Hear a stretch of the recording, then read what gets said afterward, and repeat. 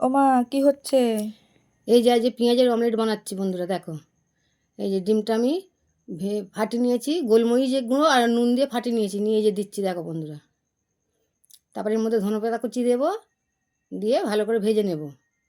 এই যে দিচ্ছি, দেখো বন্ধুরা।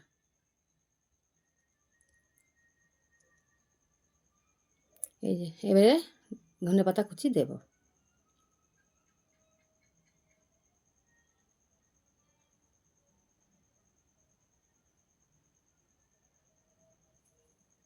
বন্ধুরা সাবধানে করতে হবে বন্ধুরা, নাহলে ডিমগুলো বেরিয়ে যাবে। এই যে এবার ধনেপাতা দিচ্ছি, দেখো এই যে কেমন বেরিয়ে গেছে, দেখেছো? এবার ধনেপাতা দিচ্ছি, একটু হয়ে গেলে তারপরে উল্টাবো।